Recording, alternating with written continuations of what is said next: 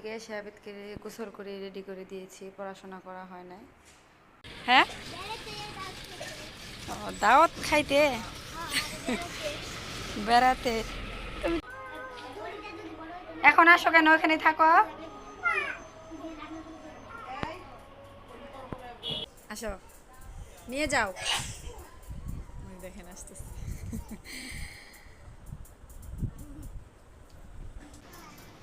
দেখেন বড় বোনের বাসায় এসে খেতে বসেছি। তো সবাই ক্ষুধার্ত, আবিদারা কেউ স্কুল থেকে খাওয়া দাওয়া করে নাই।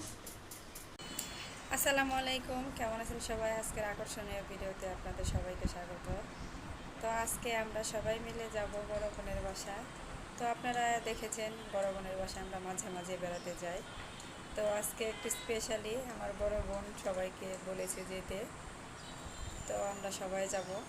আজকে আমার ভাইও যাবে, আমার ভাই বউ, ওনার ছেলে মেয়ে, আমি, আবিদ, আমরা সবাই যাব।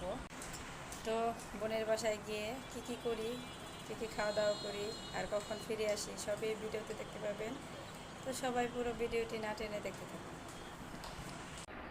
হ্যাঁ, যে আবিদ দেখেন স্কুল থেকে এসে গোসল করে রেডি হয়ে নিয়েছে।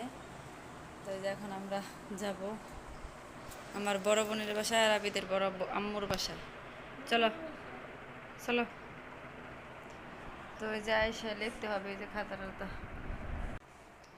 তো স্কুল থেকে এসে আবিদকে গোসল করে রেডি করে দিয়েছি, পড়াশোনা করা হয় নাই। তো আসার পরে করবে, যে আজকে ঘুম আসলো না। চলো। এই যে দেখেন একদম দুপুর টাইমে আমরা বাসা থেকে বের হয়েছি আমার বড় বোনের বাসায় যাওয়ার জন্য। একদম দুপুর। আবিদ কেন যাচ্ছ? বড় মার বাসায় কেন যাচ্ছ? তাকাও, কেন যাচ্ছ? বেড়াতে। তুমি তো প্রায় প্রতিদিনই বেড়াও। কালকে না বরাম্মরে বললা যে আমি তোমাদের বাসায় আর যাবো না? তুমি কালকে বরাম্মরে বললা না যে তোমাদের বাসায় আর যাবো না? তুই যে এখন যাইতেছ? ও, তুমি বলছিলে বরাম্মু না আসলে যাবা না, তো বরাম্মু আসছিল দেখে যাইতেছ। দেখেন কিরকম যুক্তি।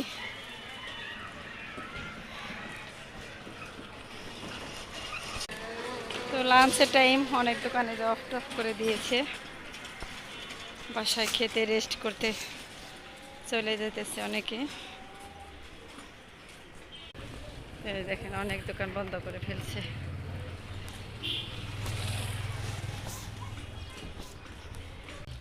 আর আজকে দেখেন একটু গরম পড়েছে, সকালে ঠান্ডাই ছিল, সকালে বৃষ্টি হয়েছে, বৃষ্টির পরে একটু ঠান্ডা পড়ছিল, বাতাস ছিল।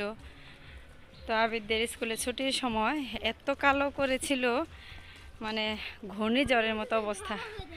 ওই দেখেন আবিদে বলতেছি একদম কালো করে ফেলছিল। তো তাড়াহুড়া করে ছেলেকে গিয়ে নিয়ে আসছি, তো বৃষ্টি হয় নাই। আর যে এখন একটু একটু রোদ উঠছে আর ভ্যাপসা গরম উঠেছে। তো এইরকম গরম অসহ্য, কেমন গরম যেন। আবিদ দৌড়াচ্ছ কেন? আমরা প্রায় এসে পড়েছি আমার বোনের বাসায়, আমরা এসে পড়েছি। যে আমার ভাই বউরাও এসে পড়েছে আমাদের আগেই। যারা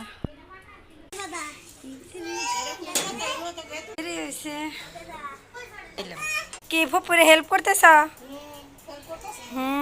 ওই যে বসবো, ওই দেখ এমনি বসে পাও না স্যার।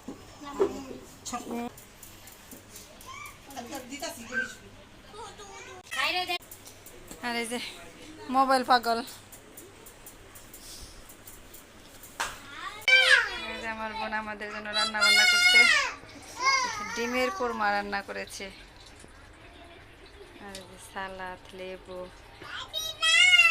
পোলাও রান্না করেছে। আর এখন সবার করে জাতীয় খাবার গরুর মাংস, কোরবানির মাংস।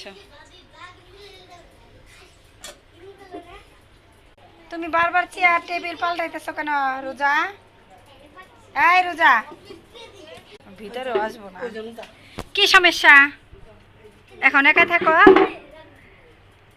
চলে গেল, দেখে দেন তাকাই দিছি। এখন আসো কেন? ওখানে থাকো।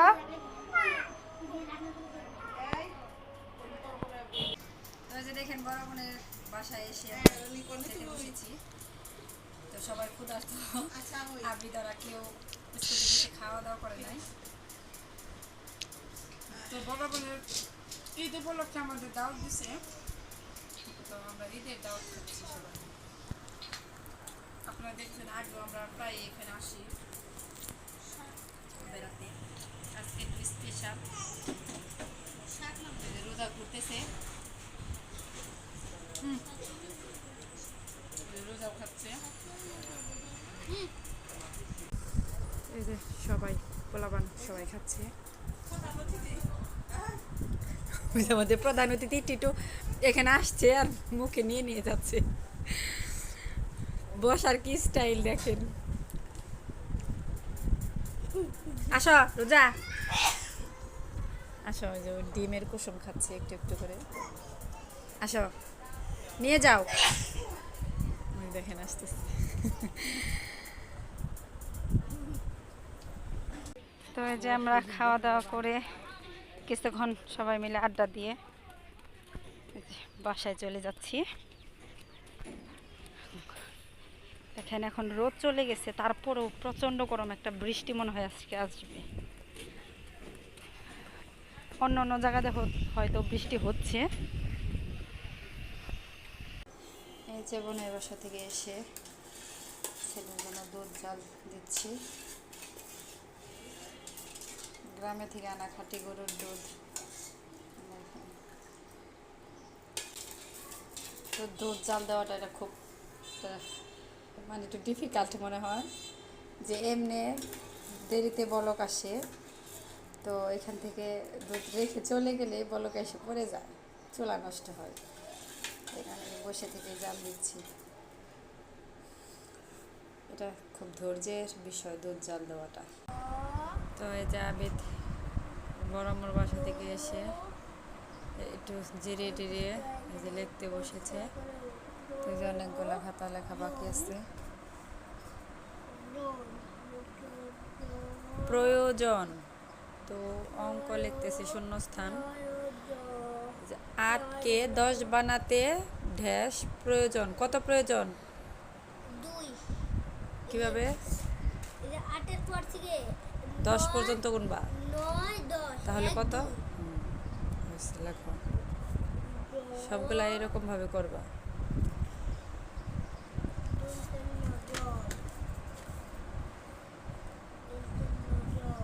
শুধু জন না, প্রয়োজন। লেখো।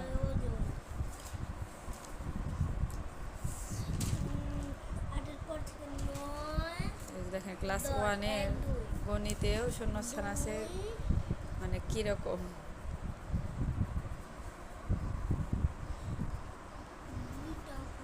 লেখো পরেরটা কি আছে? 4কে 3কে ভেঙে ড্যাশ এবং ড্যাশ করা যায়। 3কে কত কত দিয়ে ভাঙা যায়? কত কত দিয়ে? 2 আর 1। তাহলে 2 যোগ 1, তাহলে এবং 1 মানে ঠিক আছে, এখানে তো আছে। তাহলে 3, যেমন 2 যোগ 1 আমরা যোগ করে 3 পাই না, তাহলে ওই 2 আর 1।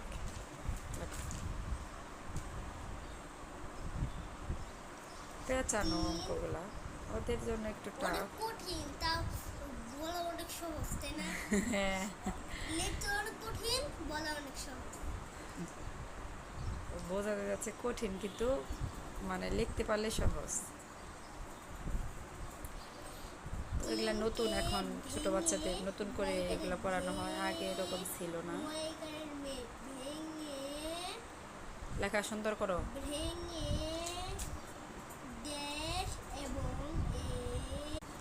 শুরু থেকে একটু ব্যালেন্স করে লাগবা, যেন এক লাইনে শেষ দিতে পারো।